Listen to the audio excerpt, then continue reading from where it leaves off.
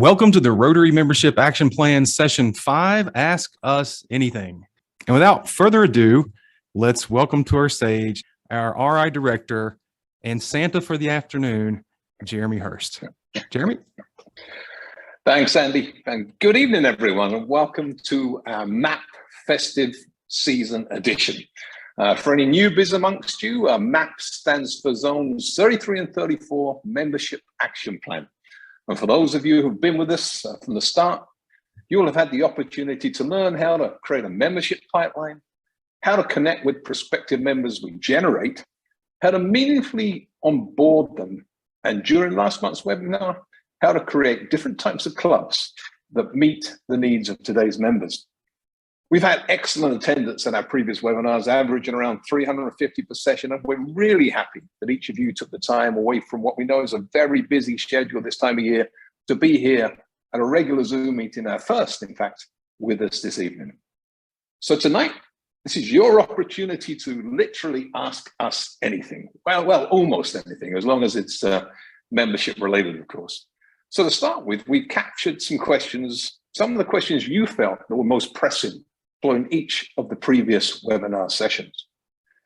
And later on, we'll also try to answer some of your other questions. So please, as Andy says, type them here in the chat box in all caps only. Of course, it's unlikely we'll be able to answer all of them this evening, otherwise this session wouldn't be bite-sized at all. But rest assured, if we don't get to your question, we'll provide a written answer later. You're, of course, welcome to contact us directly by email with any burning questions or suggestions that you may have as well.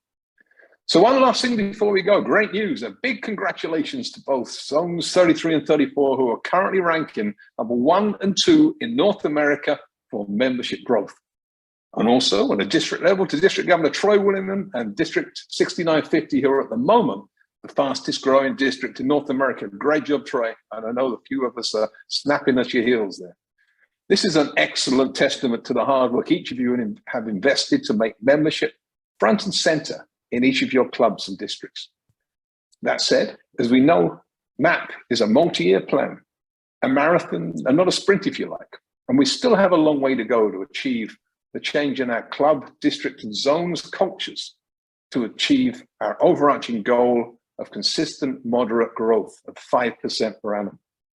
So let's take the next step tonight and ask those questions that help us build irresistible clubs and make our members' Rotary experiences the best they can be and grow Rotary. And now, it's my great pleasure to introduce your question master and moderator for this evening, the inimitable Rotary International Director nominee, my successor, my friend, the past Rotary coordinator, Patrick Eakes. Patrick, over to you. Thank you so much, Jeremy. I appreciate you getting us set up for tonight. As has been mentioned a couple of times already, you can click on View at the upper right of your screen. I think that'll be the case for all of your devices. And from there, you can choose a speaker view that will work well so that you can see the panelists who we're about to have to answer our questions. So let me introduce our panelists for tonight. First, we have Chris Jones. Chris is a former Rotary coordinator in Zone 33, and he currently serves as an Innovative Club Advocate. He was one of the original Innovative Club Advocates among the 20 in North America. We're very pleased to have Chris with us this evening. Secondly, as you can see on your screen, George Robertson Burnett. George is a former Rotary coordinator, just like Chris. George served in Zone 34, and George is also a current Innovative Club Advocate. Finally, our third panelist this evening is Mike Dara. Mike is also a Zone 34 Innovative Club Advocate, but unlike our other two panelists, he is currently the Rotary coordinator serving Zone 34. So welcome, Chris, George, and Mike. We appreciate all of you being here this evening. Good to be with you, Patrick. Yes, Thanks, Patrick. Looking forward to it. Great. And as Jeremy mentioned, we have taken questions that have been posed in past sessions, as well as some questions that were submitted to us by those of you who registered for this event. We've curated them into what we think is a manageable list, and we're going to We're going to see how smart our panelists are tonight as we pose these questions to them. Uh-oh. I'm thinking they're going to do just fine. I have a lot of confidence in these guys. They're truly membership experts. So first, thinking back to our very first MAP webinar, which focused on creating a membership pipeline, we received this question. Should you invite a prospective member to a meeting as his or her first introduction to Rotary? George, you want to take that one on? Yes, I'm glad to. Well, this can work, and frankly, this is still widely practiced. But many clubs find that a Rotary information hour, also called Discover Rotary, is more effective. Whilst meetings give a great opportunity to meet existing members, we should be aware that club meetings are very much aimed at these existing members. And our meetings generally have inclusions that, without explanation, are rather confusing to the non-initiated. Happy bucks, fines, bossy sergeants, and let's not forget the singing. These can serve to confuse and possibly may even cause unease in prospective members. As a reminder, Rotary information meetings are generally attended by prospective members, unlike fireside chats, which are generally attended by new members. Discover Rotary meetings are the perfect opportunity to discover whether interested folks are a good fit. And of course, it's a two-way traffic. They have a better opportunity to assess whether Rotary is right for them, because they know that the club is what the club is all about and have had the opportunity to ask any questions. I also want to mention that inviting interesting parties to your service projects is a great opportunity to engage service-minded individuals. The desire to do service in the community is a prime motivator for possible club members. And I hope that answers the question. I'll be happy to elaborate if required. George, I think you answered that beautifully. Thank you so much for that. Staying within the topic of creating a membership pipeline, we had a question that said, what prospect tracking tools are available for clubs to use? Chris Jones, would you answer that one for us? Patrick, thanks for the question, and good evening, everybody. We look forward to answering all of your questions this evening. And relative to tracking tools, for those of you that are on DACDB has a phenomenal customer relationship management, or otherwise known as the CRM tool, that's available. And it really is an excellent option. If you haven't had the chance to go in and play with it yet, I encourage you to do so. And if you're looking for some training on the CRM module, that's available to you in the support and training tab of DACDB. As a bonus, if the prospect joins, the prospect info can be converted directly into a member inside your club. So it's a really convenient and good tool to use. Other options include Excel spreadsheets, some other programs like MailChimp or HubSpot, or even paper index cards. But I think what's most important here is that you have a system and that you use the system regularly and make sure that everybody inside your club is aware of the system and everybody can use the system that you've implemented. And like George, happy to elaborate on any further questions that come up. Great. Thank you, Chris. Okay, let's think about our second webinar, which was called Connect with Prospects. You can see the key takeaways from that particular webinar on your screen. We had a question I think fits right into this from one of our attendees. It says, our previous section mentioned Rotary information or Discover Rotary hours. How often should a club hold those types of events? George, what do you think? Well, I think there's many answers to that. How often you schedule the Rotary information or Discover Rotary hour will vary greatly based on the size of your club. Your attrition rate, that is the rate at which your club loses members, of course, and your attraction rate, plus, of course, the club's capacity and desire to hold these events. In general, though, large clubs should aim for monthly Discover Rotary hours, while smaller clubs may consider bi-monthly or quarterly to suit their needs.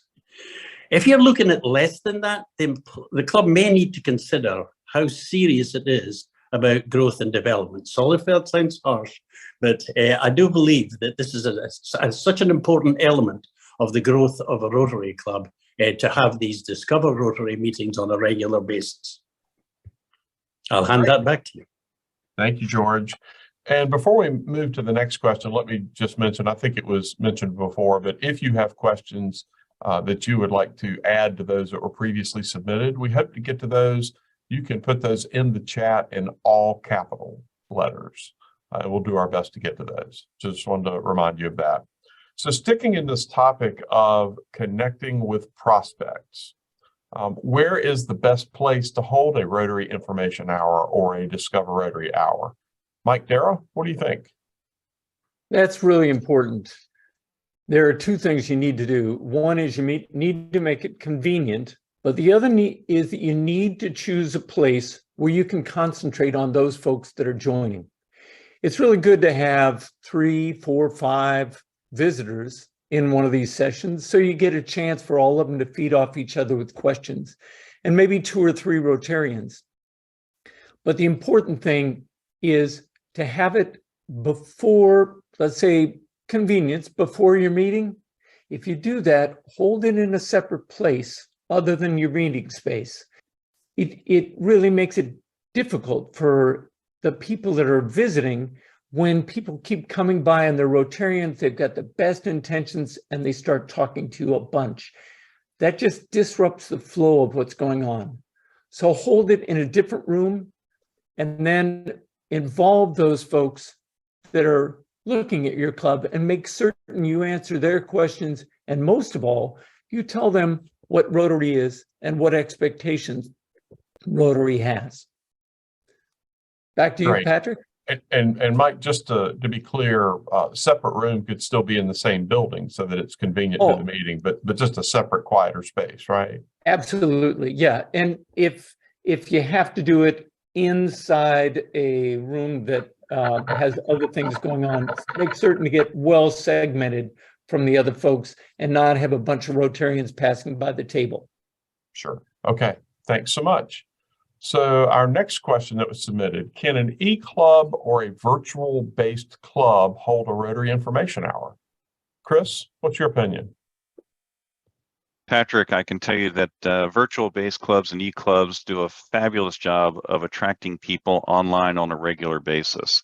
So absolutely. And in fact, during the pandemic, many clubs held Rotary Information Hours and successfully attracted new members during that period of time.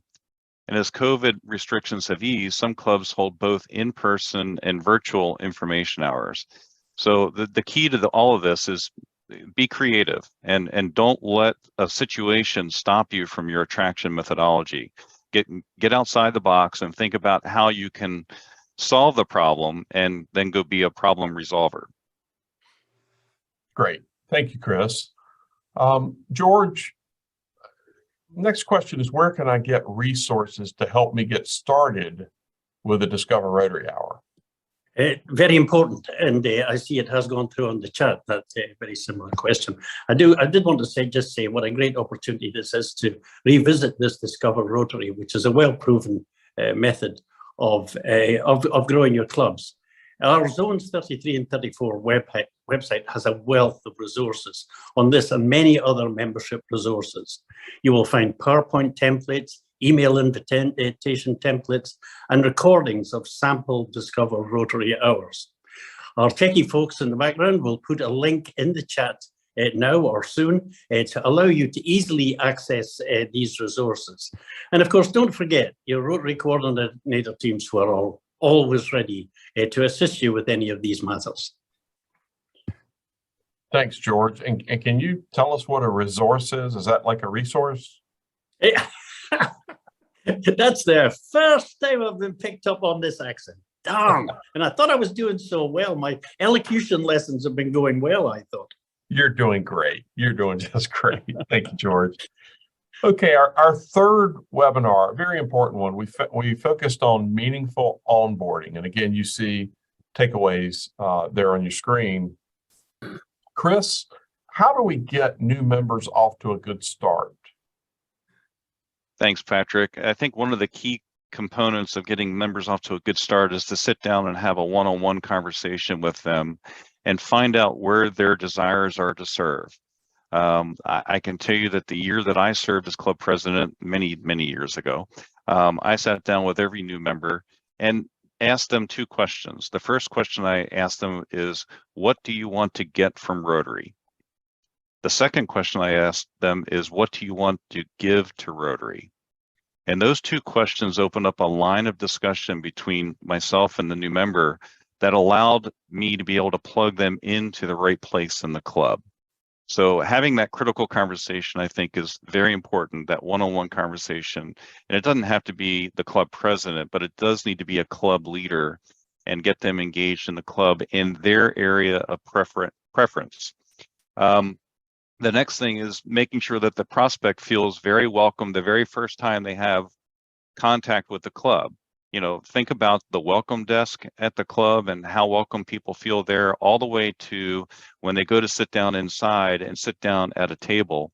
And hopefully they select a table where the people there are welcoming and they didn't say to the individual, which has happened to me on some club visits, you can't sit there, that's Joe's seat.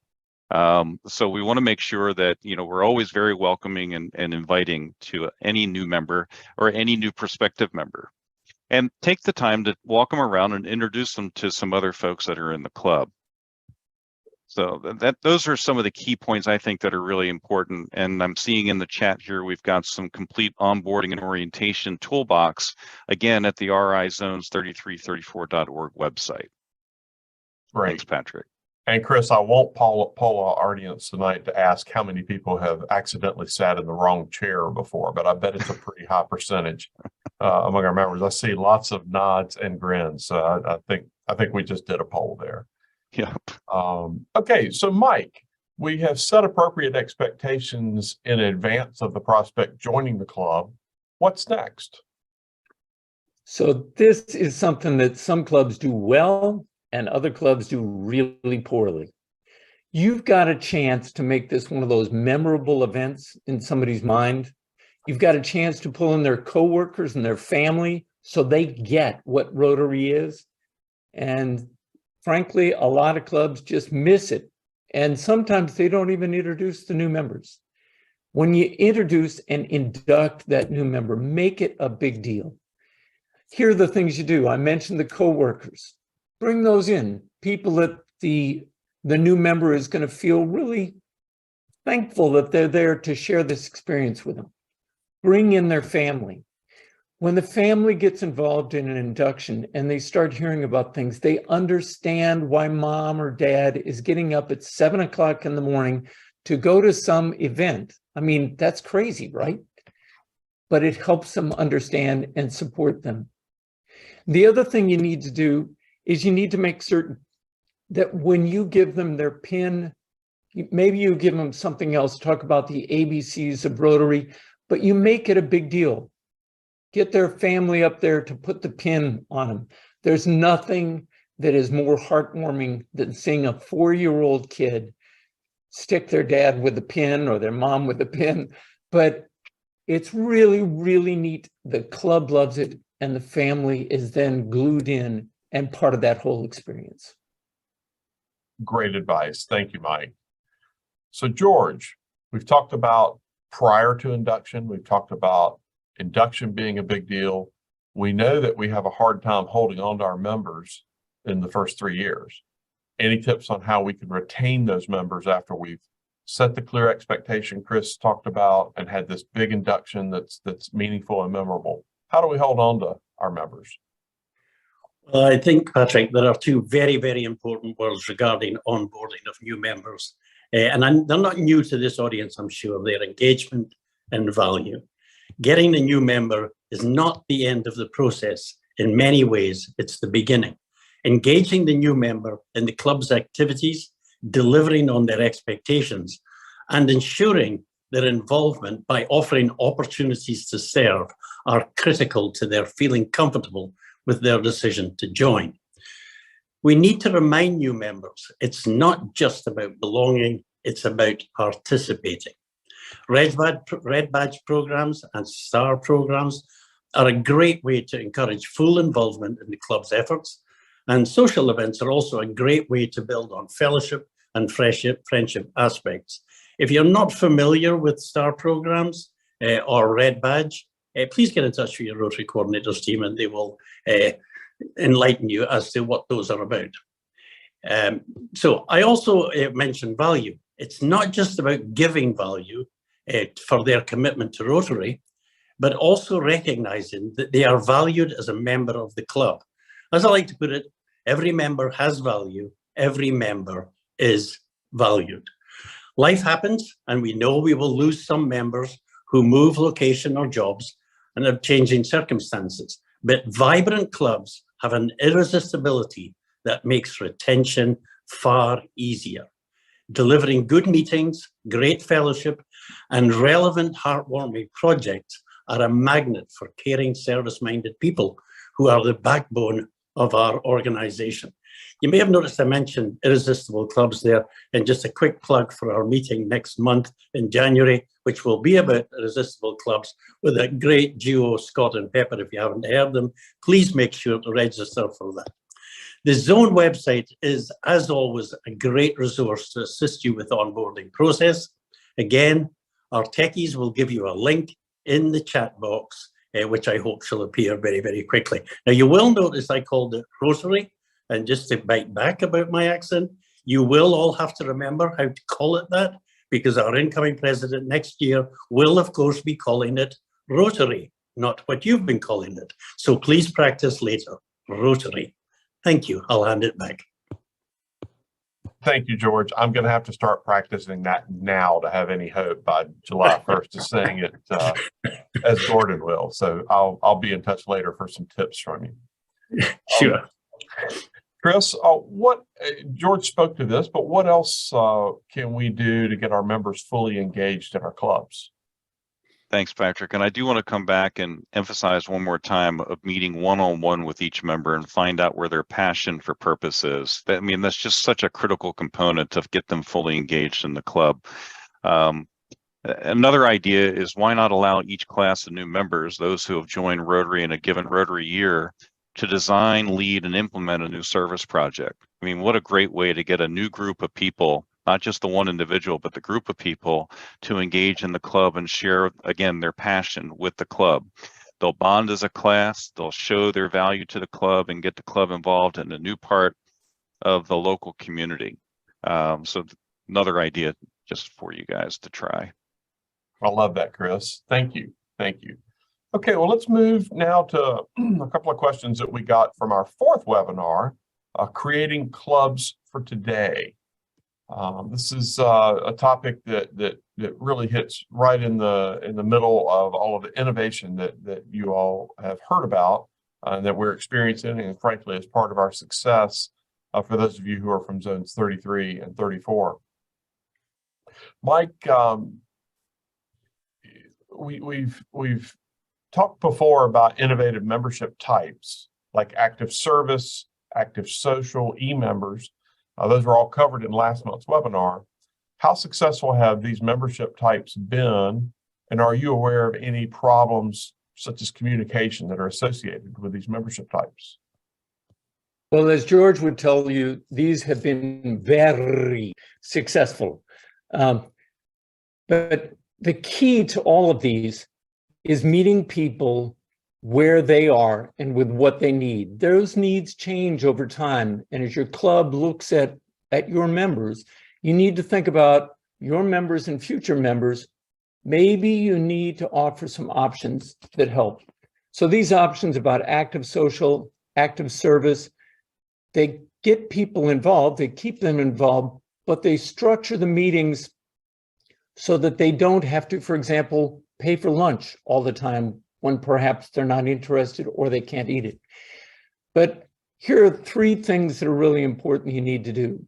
You have to keep people informed. And as you said, Patrick, the communication is really important. However you do that, whether it's email, TikTok, or whatever mode you use, the whole group needs to be on the same page. The second thing that's important is involve them in leadership. Make certain that if you have board meetings, even if your group, let's say it meets at a slightly different time, and you've got a satellite or something, make certain those folks have access to coming to the board meetings and that they feel a part.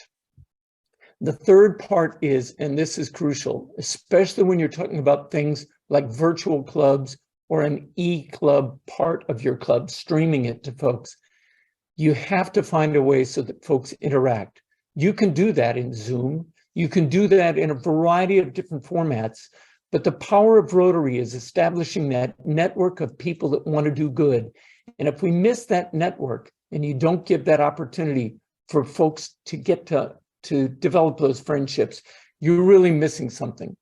So I wrote down one other thing when I heard you talking, and that's this. We presented a variety of types. You may find out that that's not quite what your club means.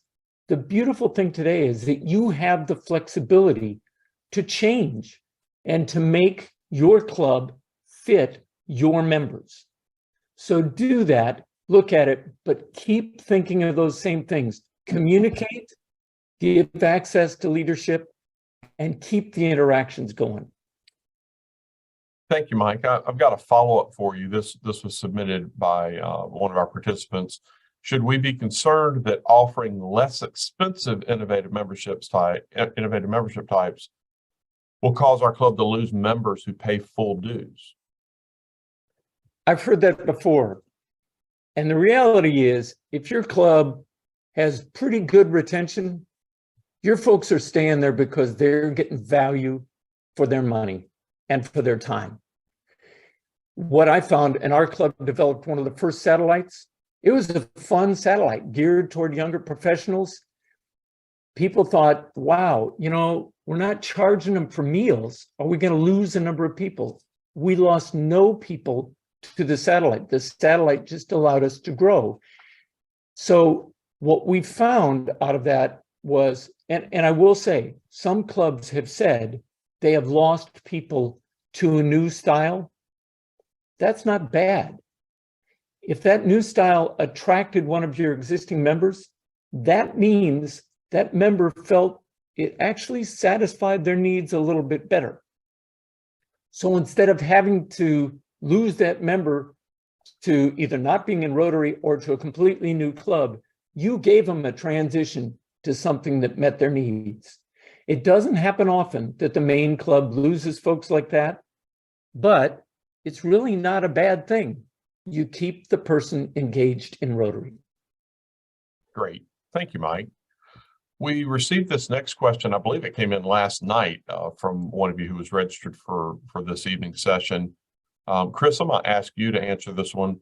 The question says, I'm guiding my members in my club to accept some of the techniques I've learned in the MAP webinar series. What can I do to overcome resistance to change in my club?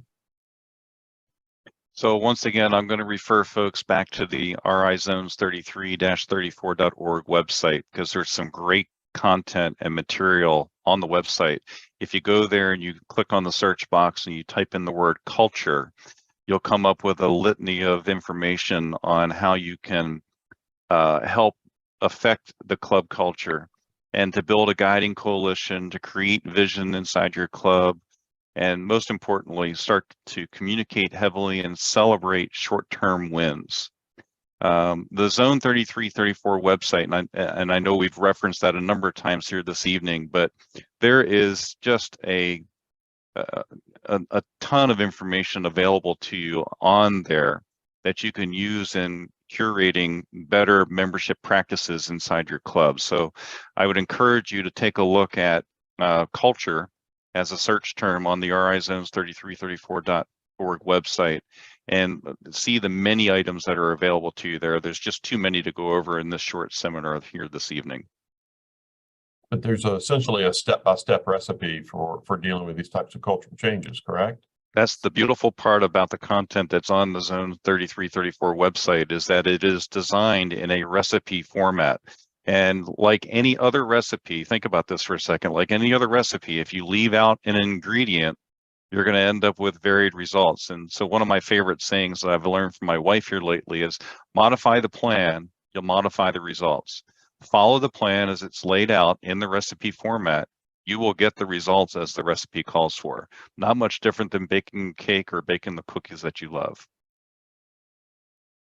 I know your wife, and I would listen to her every time. So I'm glad you repeated that. And I have no choice. I have to listen to her. So. So we have had at least a couple of questions that have been put in the chat, and we have some time for those. I have two elves who are very ably feeding those questions to me since I can't follow all the chat. So thank you to my elves, Billy and Sandra, who are doing that. The first question: in previous years, our district membership chair funneled leads to us, which we followed up on. Is that benefit still available? Now, I think this was answered in the chat, but I think it's an important enough topic for one of you to take this. George, how would you like to field that one? I presume we're talking about leads that come from RI. I presume that too, yes. Yeah, which has been around for quite a number of years with mixed result. And I'm saying the mixed result because different districts have responded to it in different ways. And those that have done it very well have got specific people in charge of those aspects. They receive, the district governor and the DMC receive these, and they are farmed out using best judgment. Now, districts that are doing this well can be successful. These leads are what you would call hot sales leads. These are people who have gone onto the website, the Rotary International website, and if you notice in the top right-hand, it used to just say donate, but now it says join or donate. But you can join. When they hit that join, there are several questions. That's what generates the lead. That's why it's a very hot lead. This is someone who said, I've looked into Rotary, I'm interested in joining. So that's why they've got to be treated with a matter of urgency and be very careful with them. This is someone that's giving you their information for you to act on. The decisions have to be made about which Rotary Club may appear to be best for them, and feeding that out to the clubs. Where it has fallen down, and we've got to be brutally honest here, is often when it gets out to the club in a lack of reaction or quick reaction to them. I would just ask all to recognize how important these leads are. No one's saying that in any way they will lead to a member every time, but they're a great prospect. This is someone that's taken the trouble to ask. So the system is still applying. If you're not getting them through, I would suggest that you speak to the DMC for your district and say, what is the practice within our district? Should I be receiving them? Can I have some, please? So please try that. Thank you. And I hear a common theme with what you just said to something Chris said earlier in the creating a membership pipeline section about having a system, being organized, working that system, that's the key. Because as you said, these folks have already expressed an interest. They are truly a hot lead. Yeah, absolutely. So let's treat them like that. Yeah. There is a question here, and I think, George, this may come back to you. It says in the introduction module, you spoke of value for members. The first two items were time and commitment, but this person didn't understand the third value element. Was that you that spoke of that earlier? I did bring up value. I was suggesting is a two-way traffic. We must convince the person that's come into the Rotary Club that we value their time, we value their commitment, and we also value their expertise, because expertise is an important element of this. That's what makes Rotary successful, and when we do our projects, is the expertise of the people we bring in. The wider that aspect of expertise, the better we have. So those are all value aspects that a new member bring to us. What we must in return is give them value for that commitment, for that expertise, and for their time that they are committing to Rotary by, effectively giving them. We can't give them everything they want, but if they want to get involved in service projects, let's make sure that they're doing service projects and meaningful service projects. Most people are interested in advancing their community initially. I know that can change through time, but initially that service to community is hugely important. If you've got great projects and involve people very, very quickly, we did mention the STARS program. The STARS program has a project element to it where new members into a club actually take on a specific project together and work as a team. That's a great way to initiate people because they feel that affinity to one another and help each other through those early stages. So I hope that's answered it. If not, I'll take another stab at it, or if you send me an email, I will be glad to elaborate. Thank you, George. You're welcome. We had a question. Are there any general public relations campaigns available? There are on the Rotary website in the Brand Center, there are a variety of, they're not actual campaigns that are ongoing from Rotary International. Rotary International is talking about that. We might ask Jeremy about that later on. He may know something about an overarching campaign in some locations, but there are some great resources that you can use to plug in your club's name, to use People of Action photos, all these sorts of things in what you're putting out. And I'm just going to put in a plug here. When I look at what people have on their website, and we want to have People of Action, I have to say, most of the things I see on websites are not People of Action. They're people shaking hands. So when somebody's talking about a Rotary campaign, whether you're doing it at Rotary International, which does a great job of getting people excited, they capture the excitement and the smiles in their faces doing something, whether it's at Rotary International or whether it's your club putting out stuff on public media, it's our public image type stuff. It's very important that you show those sorts of images. They tell loads, much more than anything you've put in print. Jeremy, would you have anything you'd like to add?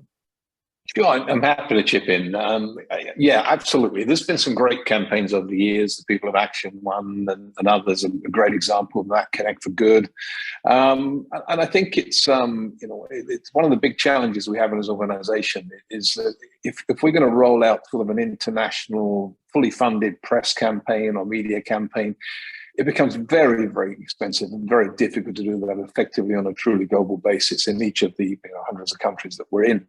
But actually, I think it segues nicely into the discussion the board is having now about the value of regionalization and about the value of creating campaigns that are not one size fit all, that respond to the needs of our members in our communities, in our regions, in our cultures. So watch this space. I have a feeling that we're going to be seeing more culturally suited regional campaigns coming out as we develop the whole concept of regionalization moving forward. Thank you, Jeremy. And let's see here. Our last question, I think, we're 42 minutes past the hour.